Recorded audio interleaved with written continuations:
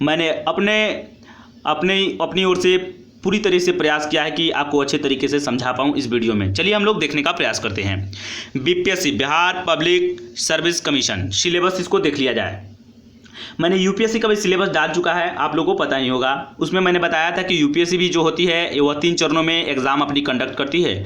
उसी तरीके से आपको जितने भी राज्य लोक सेवा आयोग हैं, बीपीएससी, यूपीपीएससी, जेपीएससी या जो भी है, वो भी आपको 3 चरणों में एग्जाम को जो है कंडक्ट करती है। यहाँ पर देख सकते हैं, प्रारंभिक परीक्षा जिसको कि प्रीलिम्स के नाम से अंग्रेजी में जानते हैं, मुख्य परीक्षा जिसको कि अंग्रेजी में मेंस के नाम से जानते हैं, और साक्षात्कार जिसको अंग्रेजी में हम लोग इंटरव्यू के नाम से जानते हैं।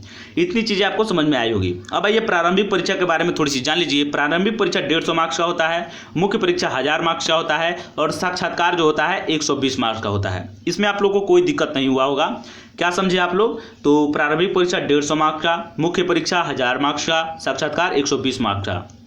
एक और बात समझ लीजिए, प्रारंभिक परीक्षा जो होती है यह बहुवैकल्पिक होती है। आपको किसी भी प्रश्न के लिए आपको ऑप्शन मिलेंगे, 5 ऑप्शन मिलेंगे। हालांकि पहले 4 ही मिला करते थे, लेकिन इसमें बदलाव हुआ है और 5 ऑप्शन आजकल देखने को मिलते हैं। ठीक है, तो किसी भी प्रश्न के लिए आपको 5 ऑप्शन मिलेंगे और उसमें से आपको सही पर आपको रंगना होगा, गोला लगाना होगा। और दूसरी बात, प्रारंभिक परीक्षा जो है फ्रेंड्स क्वालिफाइंग है, यह भी याद रखिएगा।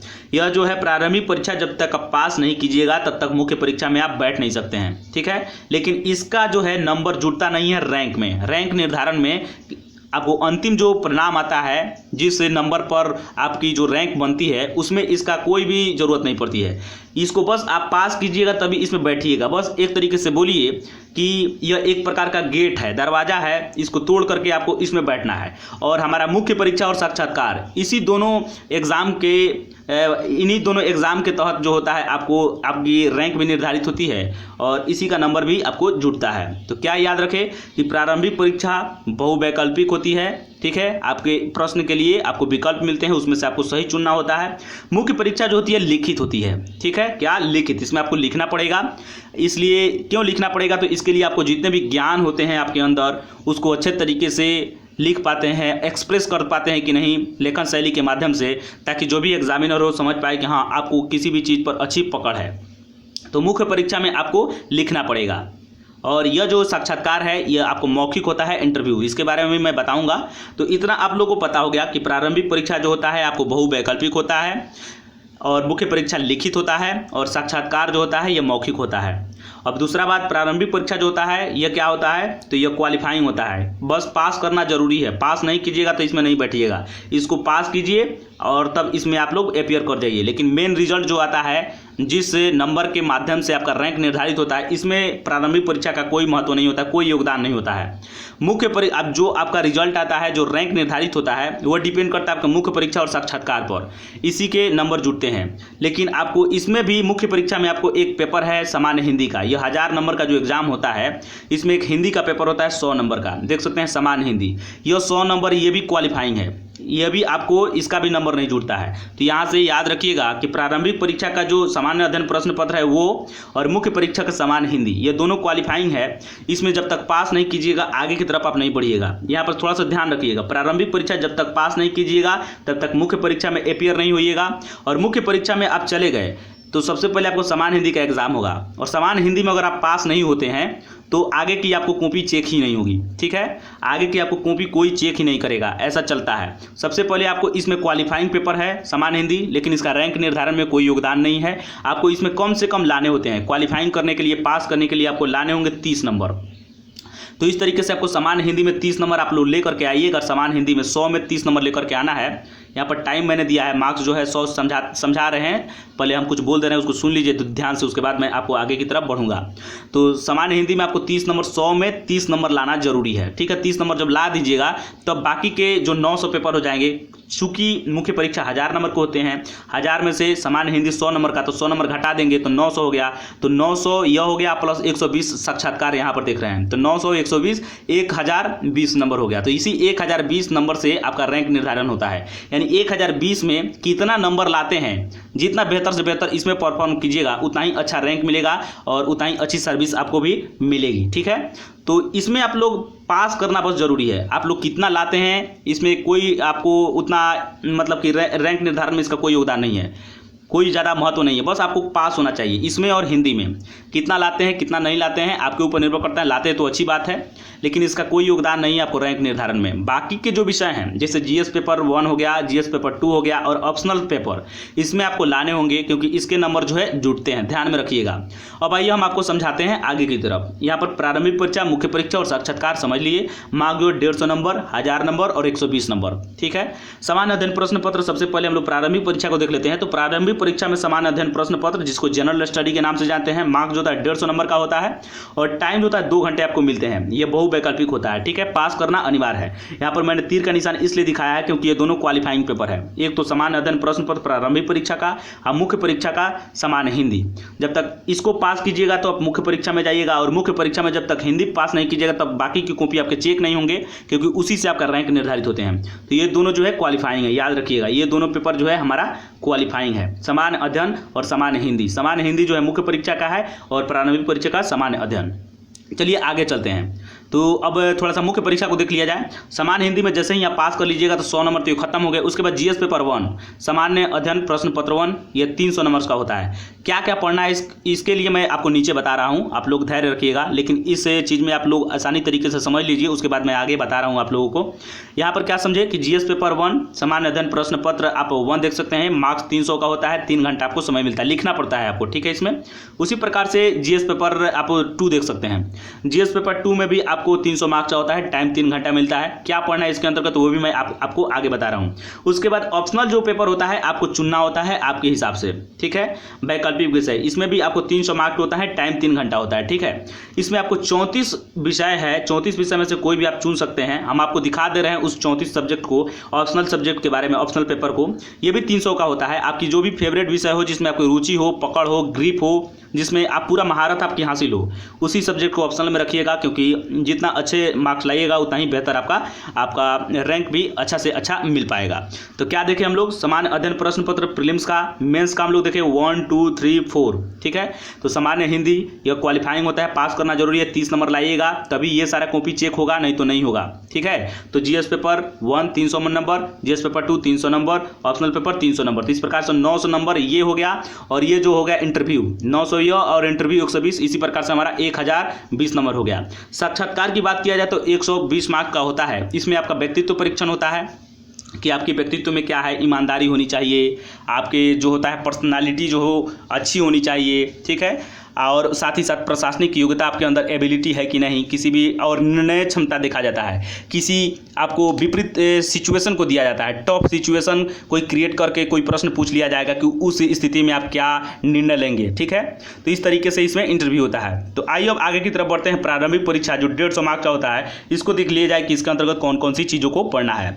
इतनी चीज़ें आपको समझ में आ गया होगा। प्रारंभिक परीक्षा 150 मार्क्स का होता है, सामान्य अध्ययन प्रश्न पत्र। सामान्य अध्ययन पढ़ना है, इसमें जनरल स्टडी, इसमें आपको सामान्य विज्ञान जनरल साइंस पढ़ना है। साइंस के अंतर्गत वही आप लोग जो भी बुक अच्छी बुक मिले आपको पढ़ लीजिएगा।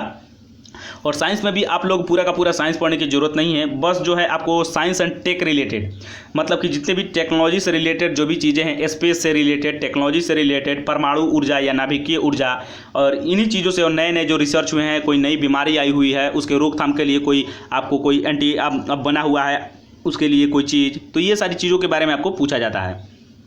उसके बाद राष्ट्रीय तथा अंतर्राष्ट्रीय महत्व की समसामयिक घटनाएं, वैसी घटनाएं जो राष्ट्रीय महत्व की हो और अंतर्राष्ट्रीय महत्व की हो। समसामयिक मतलब जो करंट के जो घटना चल रहे हैं उसी पर, मतलब कि 1 साल पुराना मान सकते हैं, 1 साल पुराने घटना जो है उसको पूछे जा सकते हैं इसके अंतर्गत। उसके बाद भारत का इतिहास और विशेष रूप से बिहार का इतिहास, क्योंकि आप बीपीएससी दे रहे हैं तो बिहार का इतिहास आपको पढ़ना ही होगा। बिहार के संदर्भ में भी आप लोग करंट अफेयर जरूर देखिएगा, ठीक है।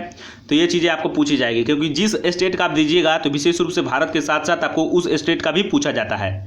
तो भारत का इतिहास और विशेष रूप से बिहार का इतिहास। उसके बाद 4 नंबर में देख लेते हैं सामान्य भूगोल, यानी भूगोल आपको पढ़ना है, और विशेष रूप से बिहार का प्राकृतिक भूगोल, खास करके इसमें आपको मानवीय भूगोल, उसके बाद सामाजिक भूगोल और आर्थिक भूगोल भी पढ़ना है।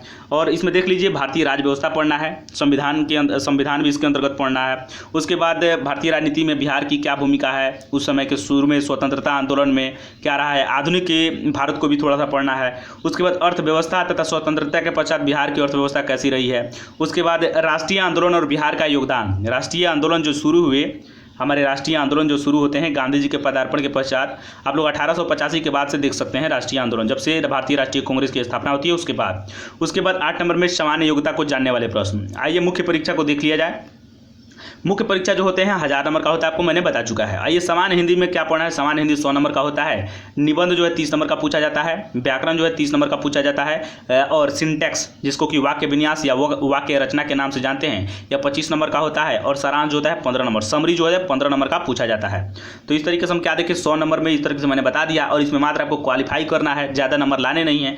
तो ये तो आप लोगों से निश्चित रूप से निकल ही जाएगा। 30 नंबर आराम से निबंध लिखिएगा, व्याकरण पर भी आपकी पकड़ होगी ही, और कुछ ना कुछ सारांश भी लिख दीजिएगा, और सिंटैक्स यानी वाक्य विन्यास के बारे में थोड़ी सी आपको जानकारी होनी चाहिए।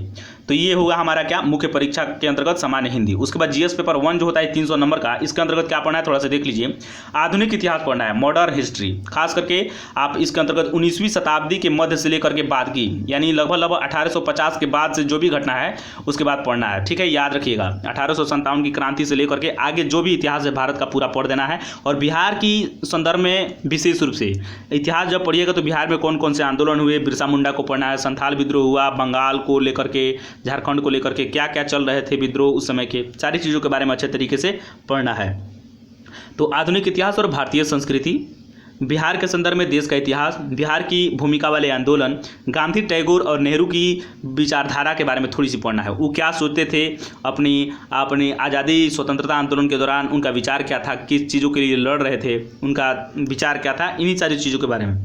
उसके बाद राष्ट्रीय और अंतर्राष्ट्रीय महत्व की वर्तमान घटनाएं भी पढ़ना है। देख लीजिए आप लोग, यहाँ पर हम लोग क्या देखे थे कि प्रीलिम्स में भी आपको काम आ रहा था और यहाँ पर भी काम आ रहा था, लेकिन प्रीलिम्स में आपको ऑप्शनल वाले आपको वहाँ पर मिलेंगे वैकल्पिक प्रश्न, बहुवैकल्पिक, लेकिन यहाँ पर आपको लिखना पड़ेगा, लिख करके बताना पड़ेगा। किसी भी सिचुएशन में चर्चा करने का, परिचर्चा करने का मिलेगा, विशेषता आलोचना कीजिए, यही सारी चीज प्रश्न जो है ऐसे मिलेंगे आपको। उसके बाद आपको मिलेंगे राष्ट्रीय और अंतर्राष्ट्रीय महत्व के वर्तमान घटनाएं। उसके बाद सांख्यिकी, विश्लेषण, ग्राफ और आरेख। थोड़ी सी ये मैथमेटिकल टर्म है, थोड़ा सा एक तरीके से बोला जाए कि ये कॉमर्स के अंतर्गत भी है, क्योंकि डेटा इसके अंतर्गत जितने भी डेटा के बारे में काम होता है, जैसे कि आपको जनसंख्या का बढ़ना, गरीबी का बढ़ना, घटना, डेटा के द्वारा कैसे इन सारी चीज़ों को आसानी से निरूपण किया जाता है, इन्हीं सारी चीज़ों के बारे में पढ़ना होता है।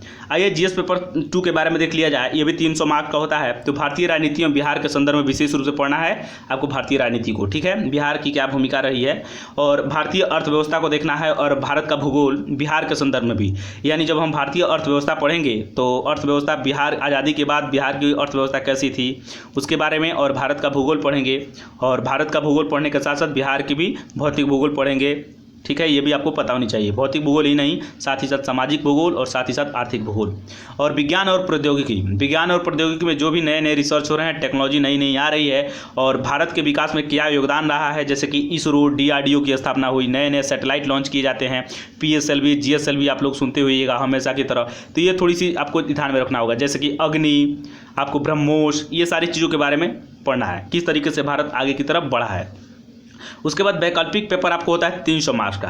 300 मार्क्स का जो वैकल्पिक होता है, इसमें 34 सब्जेक्ट होते हैं। मैं आपको चल करके दिखा दे रहा हूं, उसके बाद हम लोग आगे की तरफ बढ़ेंगे। आइए हम आपको दिखा देता हूं। तो आप लोग देख सकते हैं यहाँ पर, आपको देख सकते हैं यहाँ पर जनरल हिंदी में कम से कम आपको 30 अंक लाना होता है, ये तो मैंने बता चुका है। आइए अब आगे की तरफ देखते हैं कि बीपीएससी ऑप्शनल पेपर सिलेबस जो है इसको लेकर के सिर्फ एक ही विषय वैकल्पिक विषय के रूप में लेना होता है इसमें, और इस एक वैकल्पिक पेपर का कुल मार्क्स 300 और आपको समय दिया जाएगा 3 घंटे। इस तो मैंने बता चुका है।